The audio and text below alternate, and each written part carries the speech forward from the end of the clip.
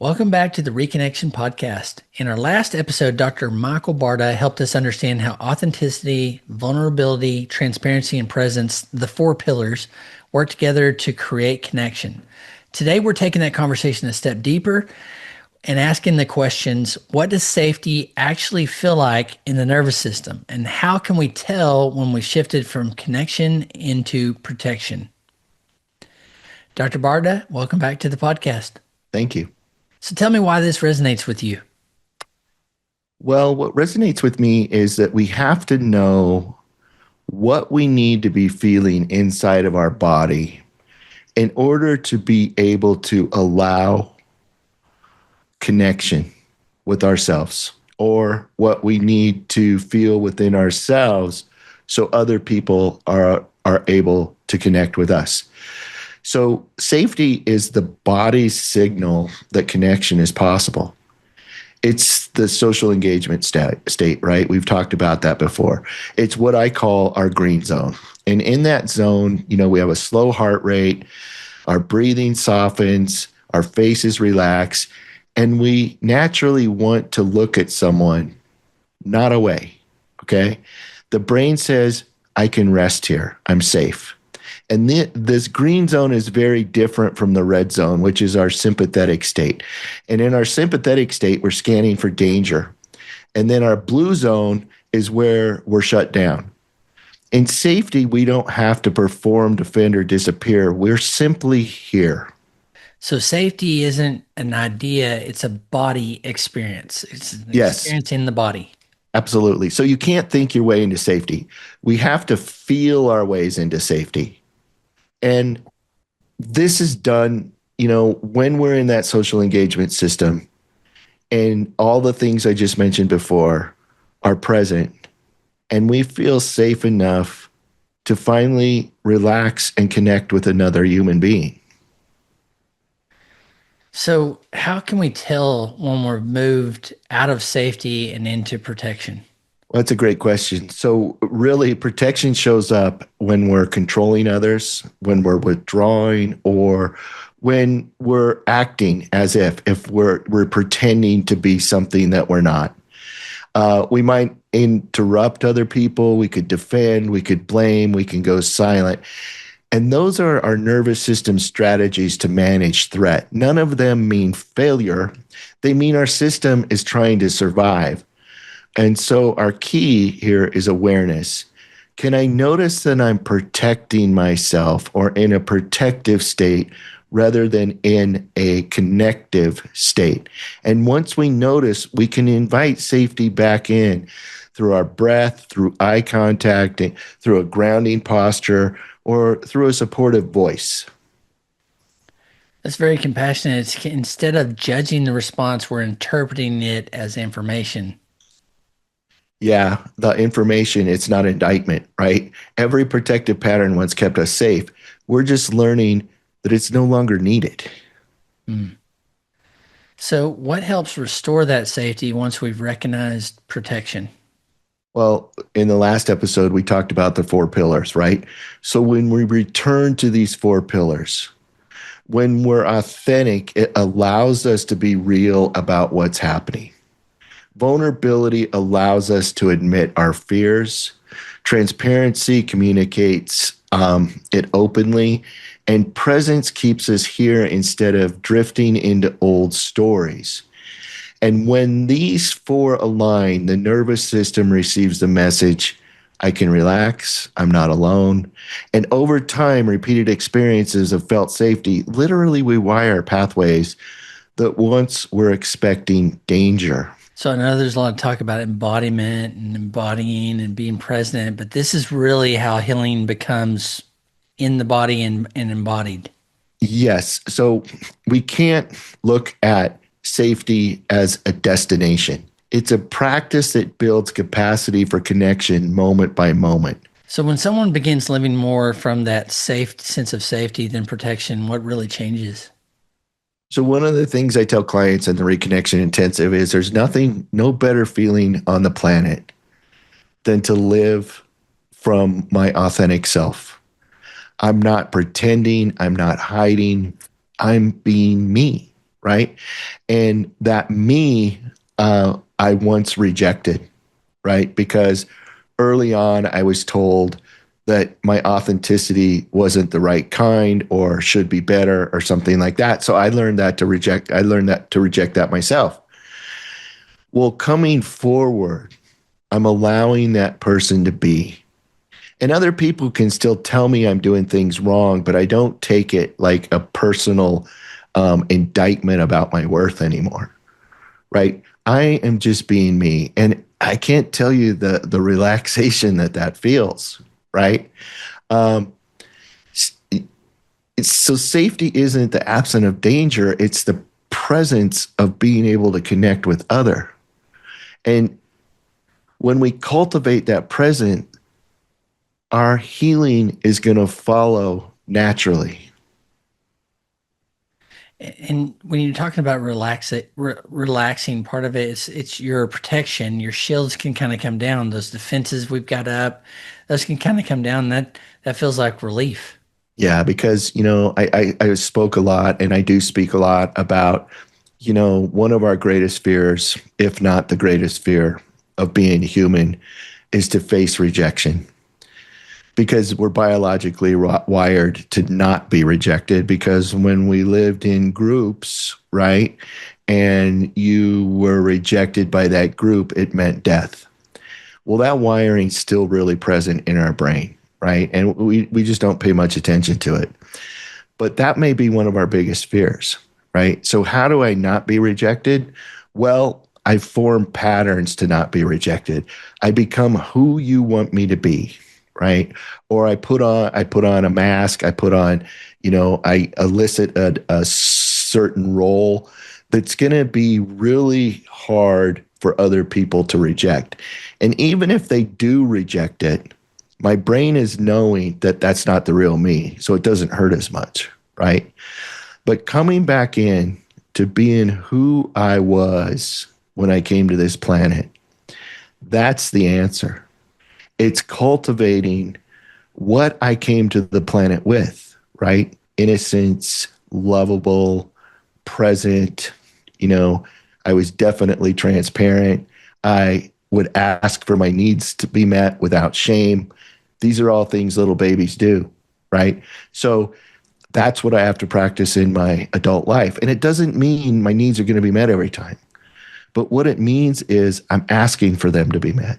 I'm using these 4 pillars that are within all of us that we're born with to become human again, right? To become authentic, to express my authenticity, which is expressing myself.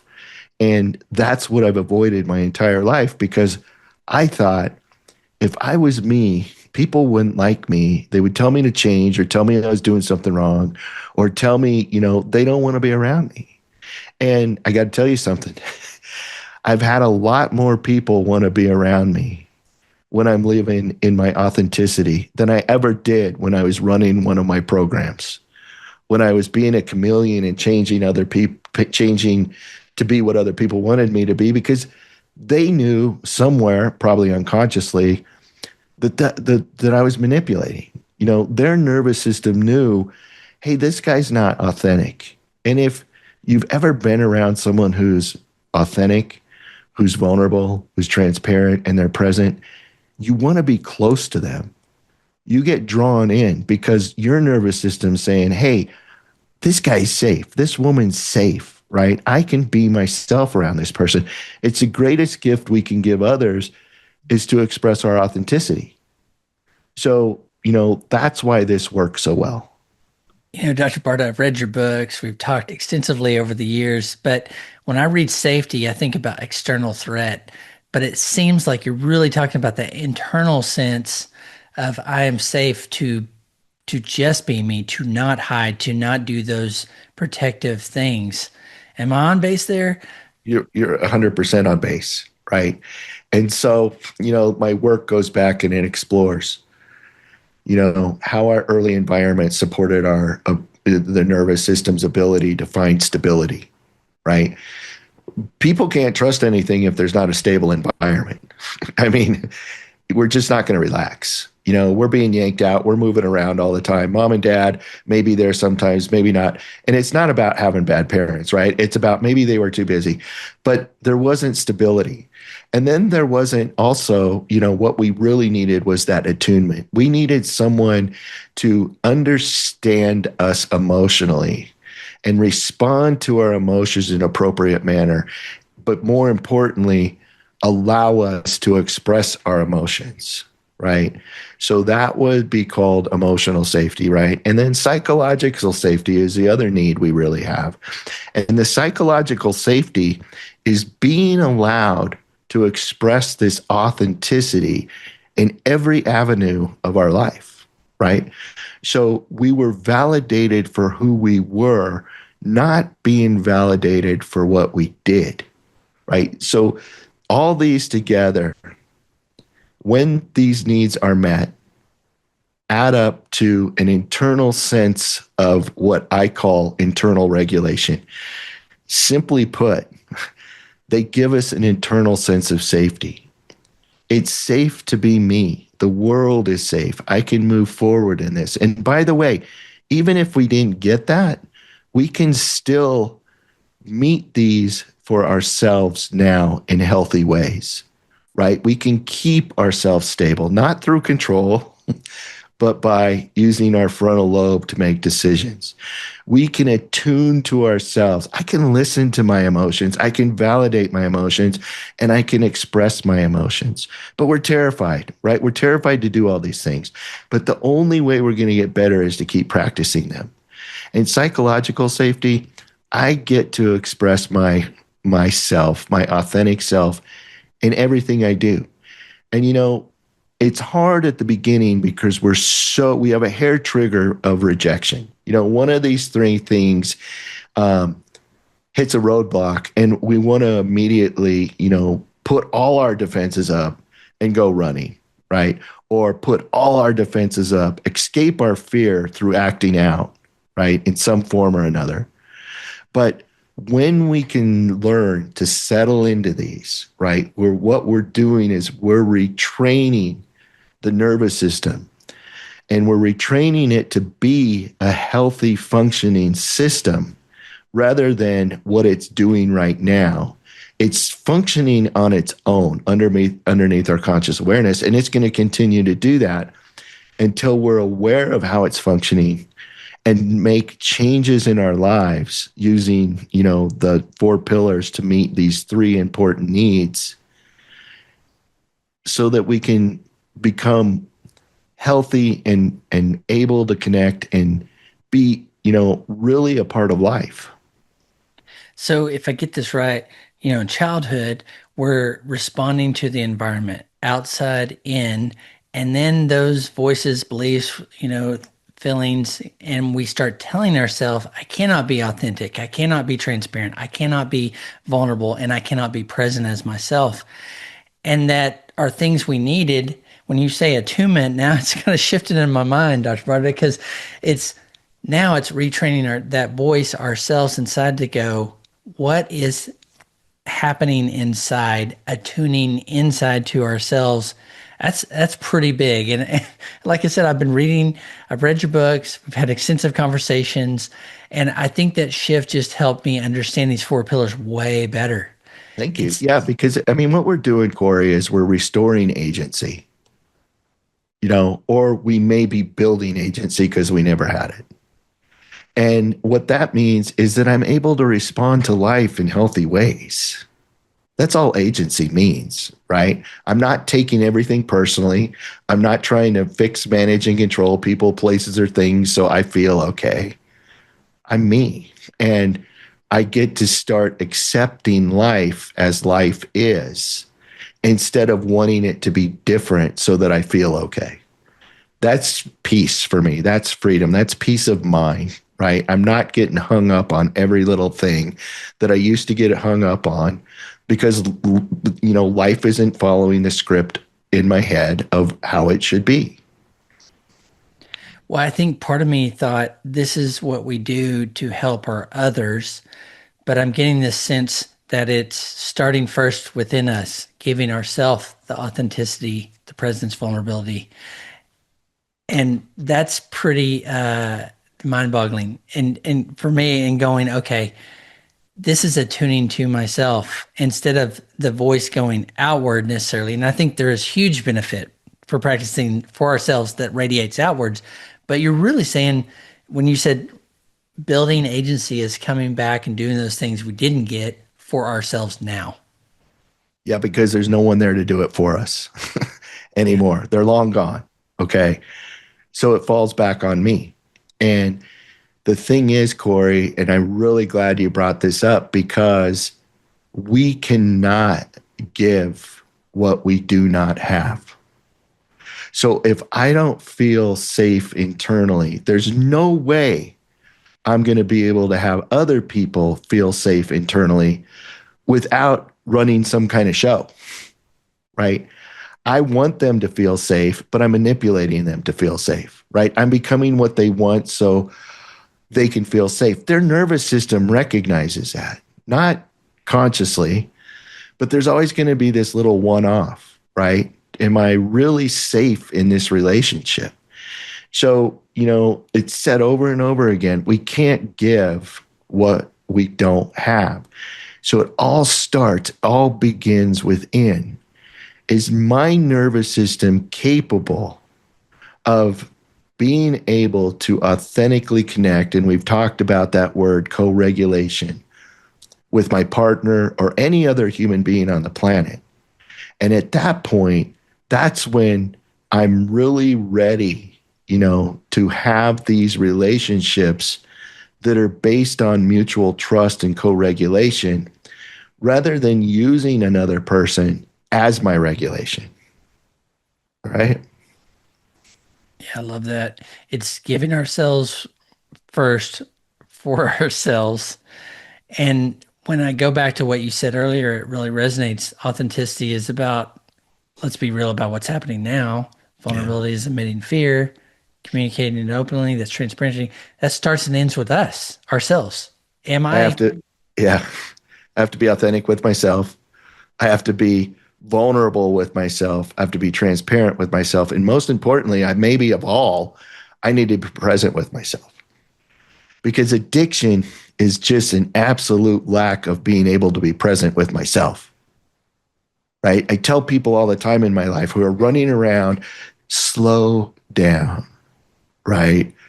Sit with yourself. You don't have to be doing things all the time. You're just trying to drown out the noise of dysregulation or lack of safety within you, right? So it's all about that. So I know it's cliche, but I like this saying, right? And when we're talking about how we need to heal ourselves first, I look at what they tell you on the airplane. And they tell you that if there's a drop in pressure, that oxygen mask will drop down. Every time they instruct you, put this on yourself first before you put it on anybody else. And what that means is you got to give yourself oxygen before you can help other people. And this is across the board. So, a lot of guys that come in, they're like, oh my God, how am I going to fix my relationship? That's my most important thing. I got to fix my marriage. And I tell them over and over and over again, you can't fix anything till you fix yourself. And I hate that word fix. So I actually say, you can't heal anything until you heal yourself first. So the cart is before the horse. And I admonish people who come in the first day and they say, I'm here to heal or fix my marriage. And I'm like, well, that's a great goal, but let's start with healing you so that there's a possibility that your marriage can heal. Because when they're saying I'm going to fix my marriage, they're still telling me I'm going to try to control things to make things work out. And I don't know about you, but if I'm a betrayed partner and some guy's trying to control things to make it work out the way they want it to work out, that's not going to go well with my nervous system. right? There's no co-regulation in that. There's I'm going to tell you this is how we're going to regulate. So that's a big thing that we have to learn, right? We have to go within first, give ourselves this internal sense of safety that we've been talking about. And then others can feel safe around us. We don't give them safety. Our body, our nervous system, and who we are when we're authentic allows them to feel safe when they're with us. It's an excellent way to wrap this episode up. Thanks so much for Dr. Barta for sharing the 4 pillars and really internalizing those, practicing those.